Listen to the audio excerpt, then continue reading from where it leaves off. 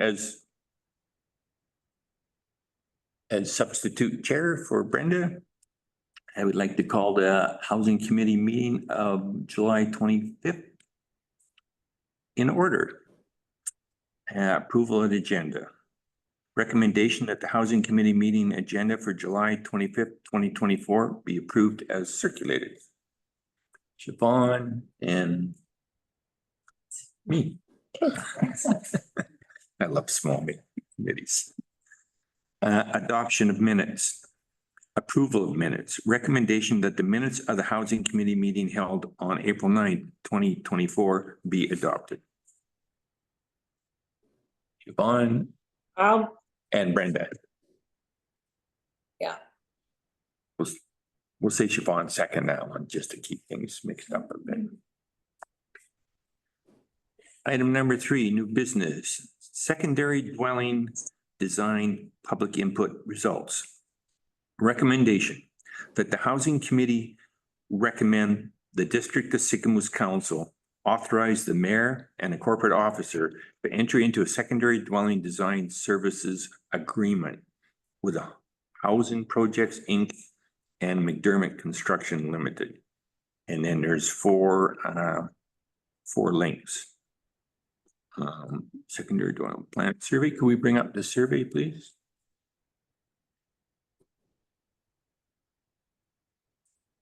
Can you see that, Brenda? Yes, I can. Do we want to walk through that? It's up to you. I've gone through it, but it's up to you guys. And for sure, yeah. So I actually made this document and it was a big part of facilitating the public input for the secondary dwelling design plans. So initially the survey opened in February.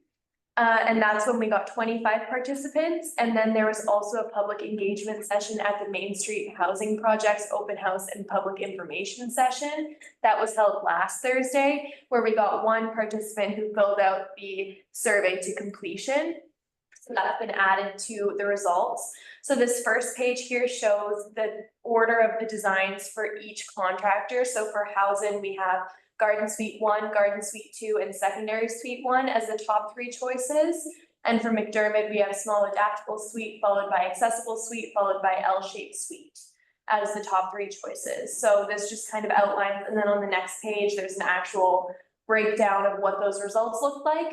So essentially the survey that was circulated was a ranking survey that allowed people to place the different options in the order that they chose from most favorite to least favorite.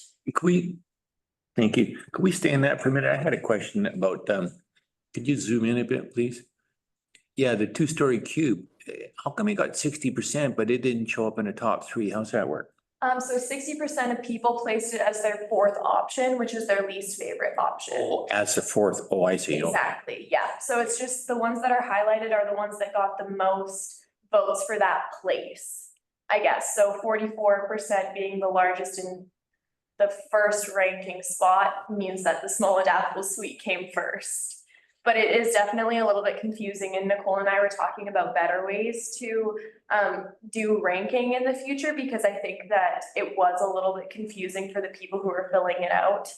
Hence why the people who filled it out at the open house, not a lot of them actually got through the entirety of the ranking process. Okay. But yeah, hopefully that clarifies. Thank you. Any questions on that, Brenda? No, that looks pretty straightforward. I'm good. Yeah. Anybody else? Siobhan, Nicole? Yeah, through the chair. So, okay, I guess we do have the recommendation that we enter into these agreements so we can continue the process and get into those building permit drawings, which is amazing. So we've got the top selections from the survey, but that doesn't mean that that's the ones that we have to choose. So if the Housing Committee wants to make a recommendation to council or make a resolution today of which ones we want to attach to the agreement, we can do that today as well, or just go with the top 3 for both. We go, so go ahead. Yeah, through the chair. Yeah, I think we go through the top 3 and take that to council and make a recommendation and see how council feels about it. But the whole idea of doing this process was to follow what the public wanted. So I kind of feel like we should follow what the public wanted. Yeah, I think was it I agree. in our previous meeting, absolutely follow what the public wanted for sure, which is kind of makes sense to me anyhow. But didn't we originally have a budget of 10,000? In our last housing meeting, we decided that, let's not limit ourselves to the $10,000 budget because that was just something arbitrarily picked by council. And so McDermott has McDermott, I'll repronounce her name. They only have 4 suggestions and housing's got, can you scroll up just a little bit there? Or down, I guess. They got 1, 2, 3, 4, 5, 6. So the original intent was to pick 3 from each, so a 6 for total, but I'm just gonna suggest that we don't limit ourselves to just 6. If as a group, we feel we should recommend more than 6 to council, let's not limit ourselves to just 6. Through the chair. Maybe Sarah can check for us because I think we got another $5,000 or 10 grand. And then when we went back to housing this for next year, I think we asked for a little bit more money. Are we not at close to 20 grand, 18,000, if 16 maybe. Yes. 16 or 18? I know that we're bumped up though from 10. A little bit. Yeah, well, quite a bit from 10. Through the chair, I don't have that information right now. I know it was included in the budget and that there was a resolution that 3 be chosen from each designer. That doesn't mean there isn't room. I just don't have that information at this time. I can take a peek. Just gonna take a little bit here. Where did I see? Do you want me to raise? 9,000? I thought it was 18, but it may be. What, Brenda? Yeah, I think Brenda wants to speak. Oh, sorry, go ahead, Brandon. Yeah.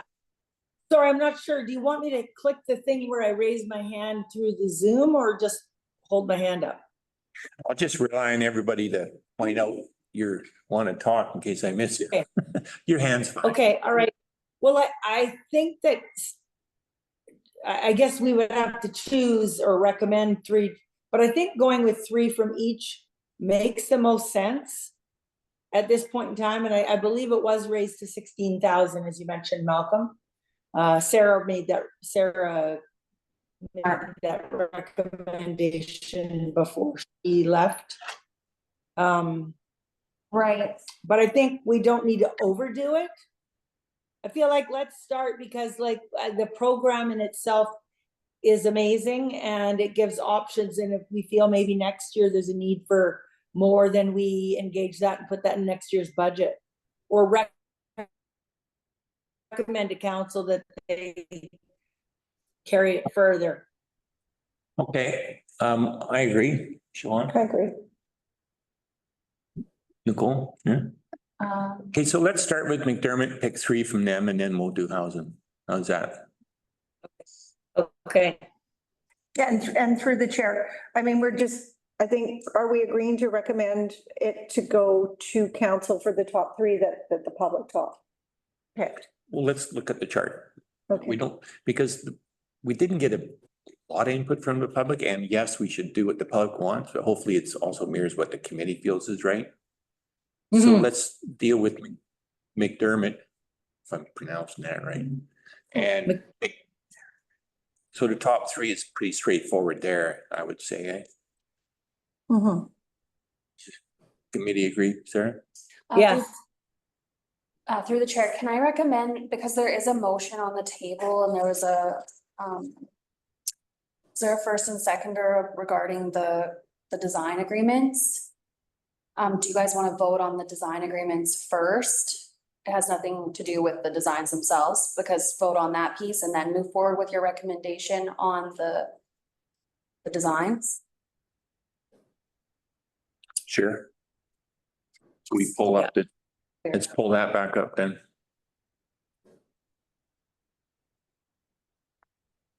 We'd have to go to the design agreement.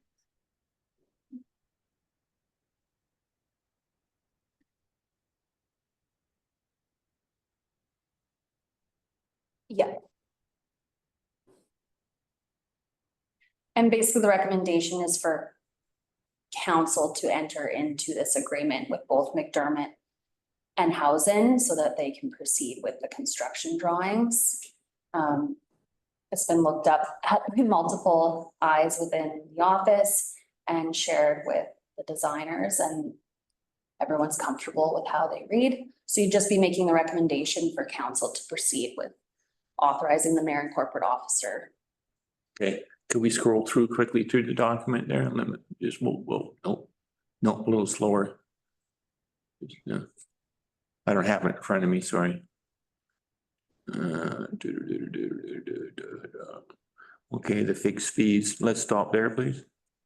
Any questions on the fixed fees? So total fixed fees of 9. And then is this document for McDermott? Yes, And so are we the same document would be for housing? I believe the attachment's on the agenda as well. Pardon me?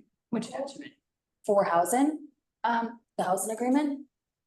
So through the chair, there's one agreement, one draft agreement here, and the idea would be, it would be the same agreement for Housen and McDermott, but they would each get their own. Okay, so they're both not named in the same agreement? No, Right, it'd have to be separate agreements. Okay, so consultation, conceptual design. So 9,000 for this contract. And then when someone comes in to pick up a plan, they're gonna charge, no charge for the first 3 sets of plans for McDermott, which I like. And then after 3, 500 a plan. Any questions about how that money's structured? And if someone walks up to the front desk and says, yeah, I want to build this house, and they give you a plan for free and say, there you go. Go. Sure. Through the chair. I'm just wondering if we're giving the first 3 plans away, for no charge and then use the plans initials, like, do they have to file their building, or they have to start, just so, are we gonna have 27 people picking up plans? We're paying $500. They're paying $500 or we're no, paying 500? yeah, through the chair. So the district pays 500 for each use. So how do we make sure that people are using the plans and not just gathering plans? Because we could have 100 people come and pick up plans, and if we're paying $500, There'll be a fee attached to the plans, correct, Nicole? and what's the fee? I thought, wouldn't they need a building permit? So the building permit is what would regulate the issuance of the plans, no? Yeah, they'll require a building permit, but they still have to purchase the plans. They're not getting the plans as part of the building permit. Would the building permit not be the document that regulates how many plans go out? It's not really my wheelhouse, Nicole. No, it's not mine either. I mean, the understanding is that someone wants to pick up these plans, they have to pay the fee for the plans, and then they would submit those plans with their building permit, which is a different fee. We have different fees for our building permits. So this is separate. The fees have to all be established. I mean, we're still in the early days of this. This is what the district has to pay, and this is what the district has agreed to based on the expressions of interest that we collected and that were approved by council. That amount has already been determined. So these numbers are already determined. They're not being changed at this point. What it looks like when we distribute the plans, when people come in and they pay for them, we're still working that all out. So this is really the agreement between the district and the designer, Not the public. not the public. We'll go Brenda and then Siobhan. Thank Go you. ahead, Brenda. Yeah, I was just going to mention that it kind of in agreement with what Sarah's saying is that it's part of now it becomes part of the building permit process. And at such point in time that whatever your schedule aligns with as far as fees, this is just the district and the designer agreement, not the actual building permit, the landowner.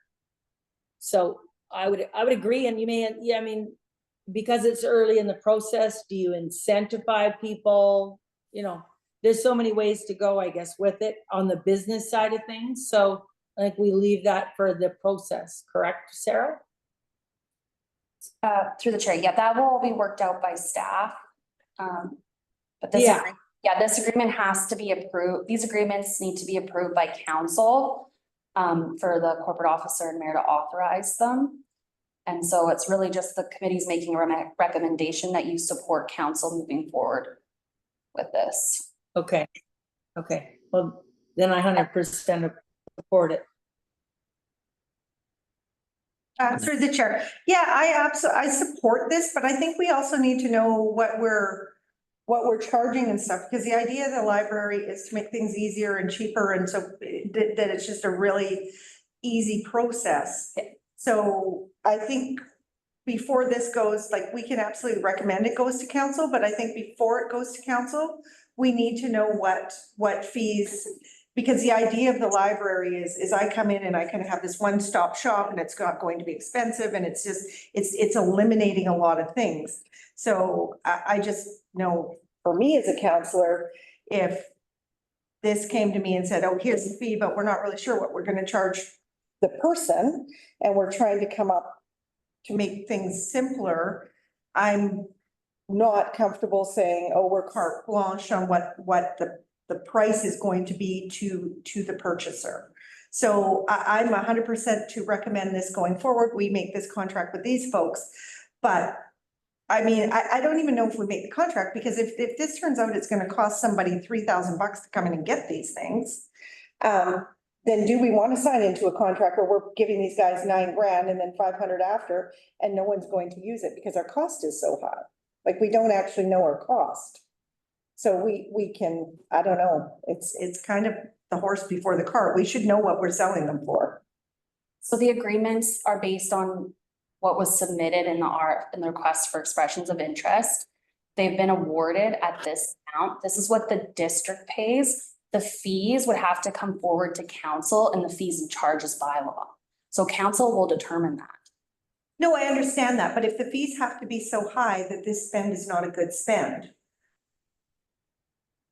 No, we don't know what the fees are. So if it costs $10,000 to get one of these, we're not doing anyone any favors, and we're kind of eliminating what we started off to do, which to make it simple. but it's, That's just my opinion. I think knowing the costs up front, now staff can make recommendations, and there could be different levels, and that's where council decides on what you're going to charge your end user. I mean, there's gonna be some kind of a fee, but then that's the reason, at least you know your costs going in, and this was planned. I think we've sort of known this all along, as far as our committee, and then if we move this along, then it goes to council, and staff can make recommendations to council as to how the breakdown is. I mean, there is going to be some fee, but it doesn't need, all the cost does not need to be incurred by the proponent. yeah. So I feel that this is, I don't know. yeah, we know the cost, and the money's been set aside for it. So get this piece moving, and then you guys can, as council, you can determine where you want to settle this at, and that's not really our job as this committee. Yeah, I agree. It's a linear process, and as a committee, we make recommendations to council to enter into the service agreements with both these proponents. And then staff will make a recommendation to council as to how much those documents would cost to pick up at the front desk. So it's not the job of this committee to determine the cost, the administrative cost of those documents, but just recommend, like the motion is to recommend to council. I'll reread the motion. That the housing committee recommend the district of Sicamous council authorize the mayor and the corporate officer to enter into a secondary dwelling design service agreement with Housing Projects, Inc. and McDermott Construction. So that's what the motion is on the table for a vote right now. Not anything to do with how much the documents are going to cost at the front desk. Through the chair. Correct. Sure. It's getting into the Which- weeds a little. To me, it's getting into the weeds that we shouldn't be involved in as a committee. I feel we need to focus on the fact that we've accomplished our goal. We've gone through this process this far, always knowing that there was going to be a cost to the district and that those funds have been set aside for that purpose. And then the breakdown comes at the other end with council. So, yeah, I'm happy to vote on this for today. Siobhan? Yeah, through the chair. Keep the ball- I completely understand how that works. If we're spending $16,000 of taxpayers' money and we're coming up with a product that we're pricing ourselves out of, we don't know those prices. And to say, okay, well, we've done our job, but it's like saying, well, I bought a Maserati, but we don't have gas for it. Well, now that's up to council to figure out how we're going to run that car. So I don't know if it's a little bit, and I would assume that we can do this, but saying, okay, well, it's up to council to, if we need to help people out on bringing these costs down, we don't know if we have, as council, that is in the budget, or taxpayers want to subsidize that much of the plans. So that's just my concern. I'm more than happy to move it forward, but I do think we actually need to ask a question on what are these going to cost? Because there's no point in spending $16,000 on something that is not going to be affordable or tantalizing for people to then come and use the library. Any other comments? Through the chair, I'll just. I think my last comment would be, what is affordable? Like, if you're going to build a building, if you're going to you're adding a carriage house to your property, there are going to be costs. So as long as they're kept reasonable and staff can advise on how that scale works. Maybe it depends on the square footage. I don't know, but I feel like staff are the brains of pulling these things together and presenting them to council. So I feel it's very important to let staff do their homework, do their job. And then council's just going to vote on it. It's like council doesn't have to solve the problem. They just need to be able to vote on some well-informed documents that staff bring forward. Yeah, that's the process I envision is we vote on this and then as a council, we have staff recommend what's this going to cost, and council can say yes or no to that. They can tell staff that's too high. It's not in our vision. It has to be cut back, and tell staff to go back and redo the figures. So, but and I think that's how it will happen is staff will recommend to a council meeting what those administrative costs are, because it's an administrative function. Correct. I agree. Let's. Final comments before we vote? Yeah, through the chair. And that's exactly what was my first question is what are these costs and why don't we know them now? So that's, moving this document forward is definitely one thing, but we are voting to recommend to council that we spend $16,000 of taxpayers' money for documents that we don't know what the plans are going to cost or what the fees are going to cost. And absolutely they need to be reasonable, but I don't know what reasonable is. I've not built a house recently, so it's been about 25 years.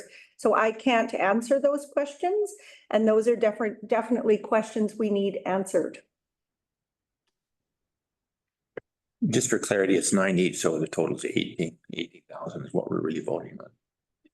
That's still 18,000. Yeah, you said 16, just to clarify. But is it 18 or is it now? It's 9 each. So- Is it 9 each though? Because I thought they came in at different prices. No, this is what we're voting on for both consultants. It's in the recommendation. They are different prices. They are different prices. Yeah, I wish that, How come to recommend, oh, okay, there's no details of so it's based on what they submitted in their expression of interest. And that has been approved and awarded. Yes. So that's the amount. And I've got, right, so I've got Housing Up right now.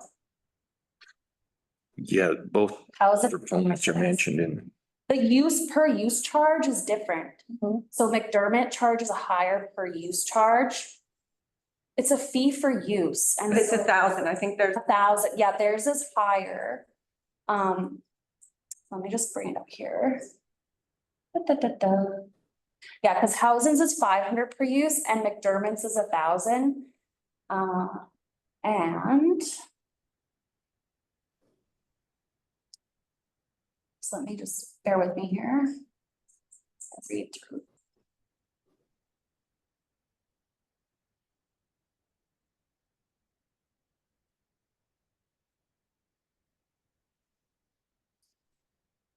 I guess we. Says should a purchaser of the building permit documents require additional services from the consultant, that will provide the contact information to them, for the consultant.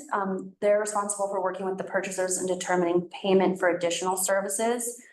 And we're not responsible for collecting those. So we have rates for those as well. But this is the per use charge. So the consultant will provide invoices to the district for completed for the design. But then these are the per use charges, and the benefit here is that they're pre-approved. They don't have to go through that process. They're Stanford Construction. So can. So- Okay, I'm gonna call a vote. Oh, sorry, Brenda, last comment, and then I'm gonna call a vote. No, it's Because- okay. Call the vote. I think yeah, Okay. it's clear to me. Yeah. Anybody, everybody in favor? Raise your hand. Anybody opposed? Carried.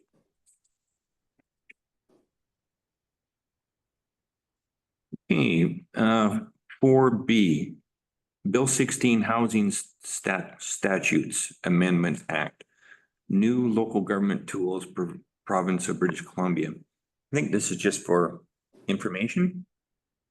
Sarah? Sure. Did you guys want to put a recommendation forward on the design plans themselves? We kind of bounce back to the agreement. So do you want to make a recommendation to council that? I jumped the gun on that Yeah, one. no, that's okay. We've. Okay, so we talked about the service agreements. There's no written recommendation for the design plans themselves. No, we don't. So basically the recommendation would be that the top three as selected by the public would be presented to council. To be selected. Okay, well, I'll make that recommendation and open it for discussion. So I'll make a recommendation that the top three chosen by the public, by both proponents, will be forwarded to, as a recommendation from this committee to council. Okay. Okay, now that's open for discussion. Any discussions on that at all? I No. can't see. No? Okay, and then vote on that. All in favor? Any opposed? No, carried. Thank you for helping me out there. See, Brenda, I'm not so great at this. Okay, now we'll try 4B. Bill 16 Housing Statutes Amendment Act. Who's speaking to that? Nicole? Yeah, through the chair. So the next few items are just some of the information that is being passed down to staff from the province that we felt was relevant to the housing committee. Definitely touches on housing. So this first one, if you don't mind opening it up, the website. There's a few new tools that we learned about and things that we can consider when we look at housing in Sicamous. So Bill 16 provides local governments like Sicamous new tools that help us plan to build more housing, including affordable housing.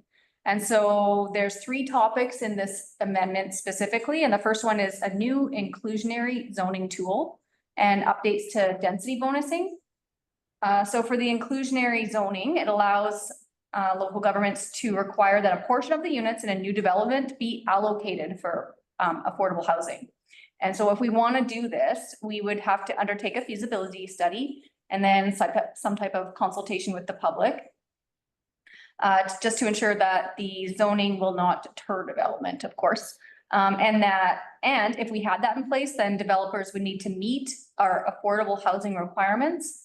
But then there's an option to accept cash in lieu of affordable housing requirements, or an option to build affordable housing elsewhere. So if they're doing a condo, fairly expensive condos, they could do affordable housing elsewhere if they had another parcel to develop. So that's a tool available to us. It's not too sure how that would work, and what we could spend the cash in lieu money on, but there's more to come from the province later this year. And for updates to the density bonusing tool, if you go down a bit. So we already use density bonusing in Sickmoose, and it allows a developer to build a higher density than the zoning would allow in exchange for providing affordable housing or amenities. And so the updates in this include the requirement for us to undertake, again, a feasibility study in consultation with the public. And there'd be an option for cash in lieu as well. So because we already have this in our zoning bylaw, we're required to update accordingly to ensure that we comply with these options. So we're gonna have to take a look at that. We definitely have to learn more about that, because we don't really have, at least as far as I know, a specific density bonus bylaw. I don't know. I'm not familiar with it if we do, but I know it's in our zoning bylaw. So we're gonna need to get some answers on that from the province. And so, yeah, this one already received royal assent, and the guidance is coming to us in the fall. And so any kind of amendments that we need to make to our existing bylaws have to be done by June 30th, 2025. And then the third piece for this is the tenant protection bylaw. Yeah, thank you. And so this is an option for Sickmoose to require developers to assist people displaced by development, including renters. So this can include some type of financial assistance, moving assistance, help to find a new place to live, or the right to enter into a new tenancy agreement with the owner in another building. So this also received royal assent. So the timeline on this is fall 2024 for some provincial guidance. And then we can take a look and see if this is something we want to consider or not. We don't have to. It's just an option. And then the third piece on this is, it's a wordy one, site level infrastructure and transportation demand management authorities. It's actually kind of interesting. It allows us to ask for works and services outside of the subdivision process, including at the time of building permit. And a good example would be when someone's looking at a building permit for, just an extreme example, some type of condo or a development, or sorry, a hotel, and for some reason a development permit wasn't required, but we felt like we really needed some additional parking on the street or bike lanes, pedestrian accommodations. We, right now, weren't able to ask for that at the building permit stage, and now we can, including like widening a right of way. If we only had 18 meters and we needed 25 meters, that is available to us. So that's kind of interesting. That's a big change. So if I could interrupt on that one, would the Malecon be an example of that, or water walkway? Say if there's a new condo building on Riverside and we say, yes, you have to make allowance for a 3.5 meter pathway along the water? Yeah. Yep. From what we understand, I think all staff attended the meeting with the province, and that was a big surprise for us, because in the past, we wouldn't be able to ask for that at building permit, or even gray area on development permit stage. Definitely could in subdivision, but a lot of the lots that we deal with are already subdivided. And so that option wasn't available to us. We can also require other things like electric charging stations, bike parking.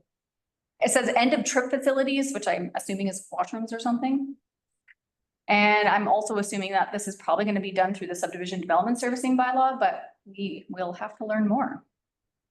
And then I think this change means it's going to be less of a dance between what we know is required on the ground versus what we're allowed to ask for and how we can end up negotiate with the developer.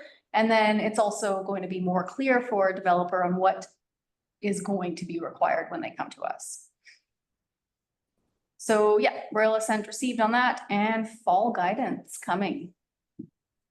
So that was the first big, I guess, announcement that we learned about. There's a lot in there. Yeah. So will you be will staff be preparing recommendations to council for all this new information? And could we make it so that it comes to us prior to it going to a meeting so that we put our stamp of approval and we recommend what staff's recommendations are? Is that an option? Is that what we're looking at? Yeah, through the chair, ideally, yes. So, I mean, obviously, we're gonna do everything that we're required to do, and that would have to go through council automatically. But in some of these things that are optional to us, we could definitely bring that forth to a housing committee for discussion, or if the housing committee wants to make a recommendation to council that we implement some of these tools, we can definitely do that. I don't know, I know we're only meeting twice a week. Well, that'd be a lot. Twice a year. And so our next meeting is probably gonna be in the new year. So if we need to meet Okay, that to try and implement these, we totally can, but it sounds like most of what we're gonna learn is fall 2024. So probably won't be recommending anything soon until we learn about what we can actually do and if they have examples that we can present to council. Yeah, if you okay. if all these things get recommended, it's a bit of a catch-22 where you're scaring off developers too. Go ahead, Sean. Yeah, through the chair too. And I mean, I think a lot of this, it's a lot of it is blanket. And when we're dealing with 2,600 taxpayers in a small town and you're trying to put rules in that maybe are for Surrey, we also need to be very careful on, like you say, with developers and with renters and with people that own buildings and houses and what they want to do. I think we need to be very cognizant that some of the ideas sound really good, but do they fit when we're in a really small environment? Some of them are going to be forced on us and we're not going to have a choice, but I just think we need to be careful what we're recommending. Yeah, I agree. Let's let the province do their mandatories and see what's left in the fall after the province does their mandatories. I mean, we have that specific density bonus bylaw already, sort of. So we covered that one off, and that's more of an incentive than anything else, but tenant protection and site level infrastructure and yeah, that's and like Councillor Rich said, this document is painted with a broad brush. This is intended for, I think, larger communities have transit systems and trail, it's a broad brush, so it can't be just implemented across the whole province in every community. We have to be site specific to our community. Do we want to discuss any of these in more detail or just accept this as information for now? Through Yeah, the chair. I agree. Through the chair. I think we wait till the fall and see what comes down the pipe. It's good to have the information and kind of, get our ears listening, but we don't really know what's happening until the fall, and I think we go from there. I agree. Anybody else? Yeah. Comment? Excuse me, Sorry. Sarah? Through the chair, I was just going to note, we did change the terms of reference for the meet biannually, but the schedule for this year was previously set to 4 times. So we do have a meeting scheduled for October 3rd. That still works for everybody. Well, I suggest that we'll wait and see what the province rolls out. If it's not by October 3rd, we can defer ours till mid-November or something to see what they roll out, and then we can get together as a committee and discuss it. That's good. Any Sounds other good. ideas on that? Okay. Okay. The next one, housing needs assessment. We have a housing needs assessment that's only what, 2 years old? 2021, we did one, was it? Through the chair, I wasn't a part of that, but yes, we do have one. And so this is another one that we learned of from the province. So right now, yep, we already have to complete housing need reports every 5 years. And what this change means is that we're required to use a standardized method for calculating housing needs. And that's not really a bad thing. So from what it sounds like this month or pretty soon, UBC is releasing some sort of online tool that we can go to and just plunk in our community, and then it'll spit out all the housing need numbers for the 5 and 20-year horizons. And then some other changes that we have to think about is we're required to have reports on housing close to transit, which we don't have. But talking about cycling, pedestrian infrastructure needs in this housing needs assessment. And so, yes, we already have the report and we're able to do, I guess, a revision to the existing report and include these by Jan 1st, 2025. So we've got a deadline on this. So we have to get this in probably sooner rather than later. I've been checking the UBC website here and there. I think the tool is up. I'm not too sure. It looked like a little draft, but I'm sure we'll be notified when it's available. So yeah, for me personally, I'll have to do a lot of catching up on the housing needs report. And then we will have to table a revision to include these requirements. Sure. Through the chair, and let me know if I'm wrong, but I believe they've scheduled it for when they're due to come after the census so that you can use the most current census data. Makes sense. No pun intended. Census, Hmm. every census makes sense. You're retired.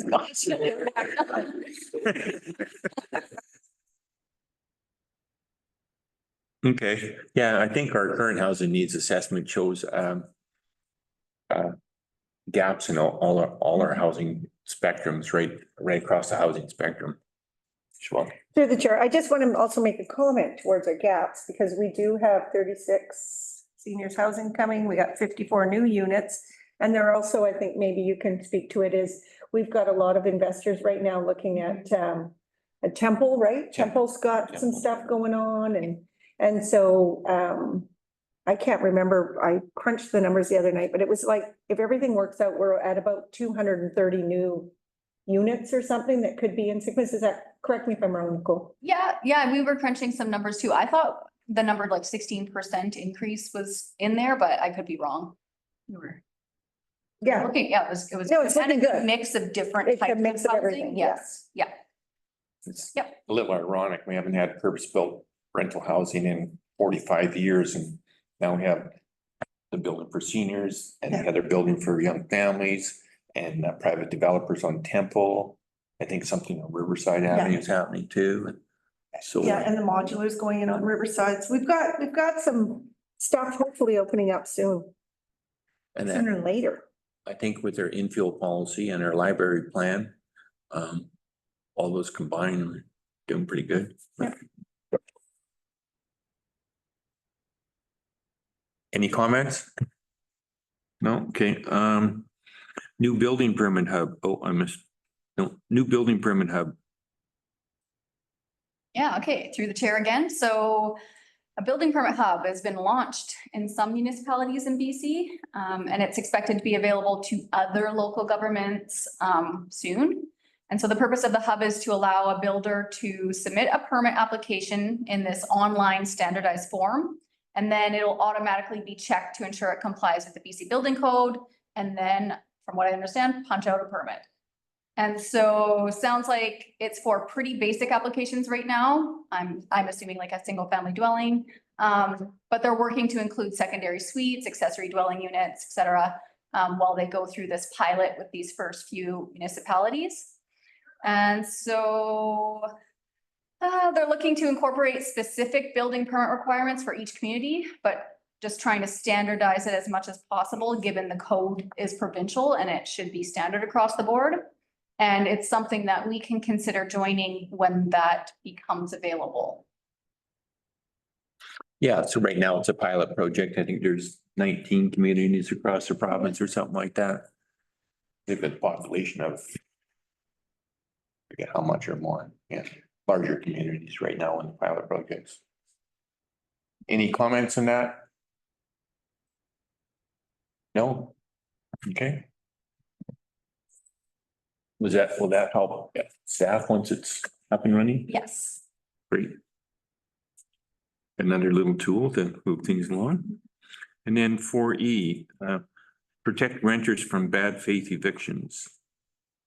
Okay, through the chair. So this is the last one that we had an update on. So there's been a website that's launched to protect renters from bad faith evictions. And so with this one, the province just recognizes that some landlords need to reclaim their units, like a first-time home buyer who bought a house and wants to live in there, but the previous owner had renters. So that absolutely can still happen. But what the province is feeling that false evictions are continuing to happen, either whether people know it or not. And so some landlords are evicting tenants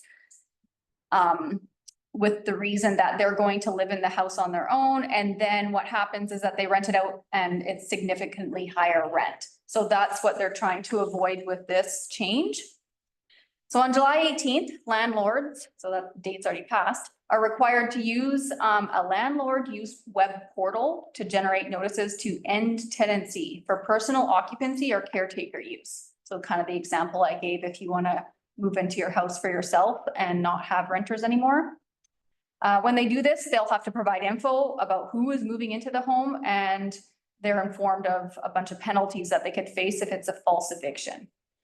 Their aim, or the province's aim, is to let tenants know that they're being evicted legally. And then their hope is that they'll get less disputes submitted online when it's actually a legitimate eviction. And then also with this, landlords are now required to give 4 months notice for the eviction instead of 2. For this reason specifically, because from what I understand in this notification here, it's not if you're evicting for other reasons like rent's paid. This is specifically for if you want to move in. And then some of the timelines have been adjusted. So for this case, like how long someone has to dispute the eviction, how long someone has to live there after they evict someone, so on. So that was another change impacting housing. Do you know off the top of your head what the penalty is for wrongful eviction? No, I don't think it was inside this write-up. Yeah, I do. It's a year. It's a year of rent. Oh, year rent? Yeah, no, so some people have been, some landlords have done this and, yeah, they're getting like, coming out off the coast and stuff, they're getting $35,000 penalties. So I agree with this. Also think people need to be protected. I think it works both ways. We need good landlords and we need good tenants. But yes, it's a year's worth of 12 months. I see it's restricted to, if you're doing renovations for your parent, spouse or child. Yeah. So if I was renovating a place I had as a rental, I couldn't evict somebody and put my brother in there. Not allowed. No. It's be a parent, spouse or child. Pretty specific. Yes. Any other comments on this? I think it's a good thing. Any other late agenda items I didn't ask before we started? Should have. Because. we're Great about- information. Pardon me? Brenda? Any comments, Brenda? No, that's been a good meeting. No, it's been a good meeting. Good information. Yeah, I'd like to thank staff for pulling all this together and bringing it to the committee. That's very helpful. Any last comments before we adjourn?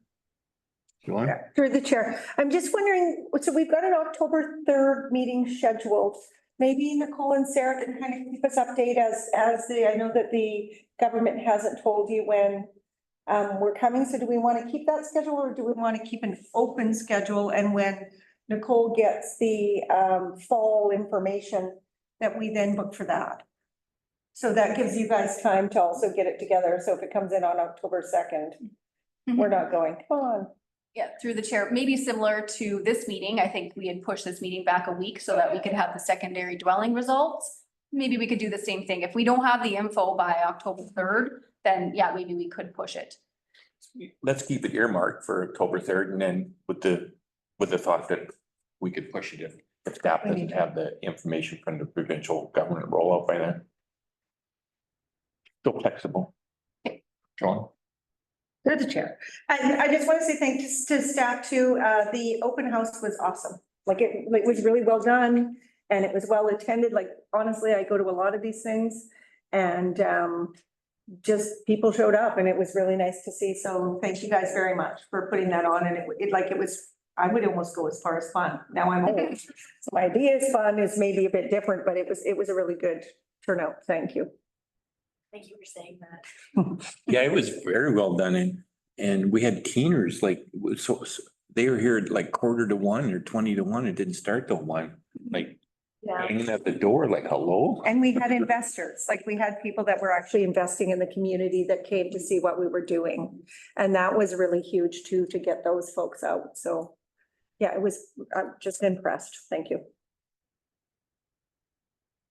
Sarah, any closing comments? Sorry, I've been like thinking about this design contract for housing in McDermott. And I was just looking back at the RFP. So in our RFP, like we've stated that the district reserves the right to charge a fee that reflects the cost of providing the plan. However, we have agreed to pay the royalty fees as they've been presented in the agreements. So for housing, it's $500 and for McDermott, it's $1,000. So we're kind of locked into that already with the reporting of the RFP, and that was for 2023, that budget of 16,000. And so that's already been allocated, but yeah, you know, maybe having Bianca here, and I know we haven't had a chance to sit down and look at those fees. But maybe at the next meeting, we have more details on what that the administrative costs would be that we need to reflect. Yeah, through the chair. That's the message that I'm getting is when we prepare to bring the agreements to council, that we have some of those numbers at least thought of or in some type of document to also present to council. Yeah. Awesome. Thank you.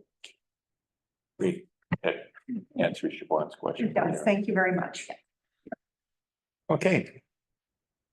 Any other final comments?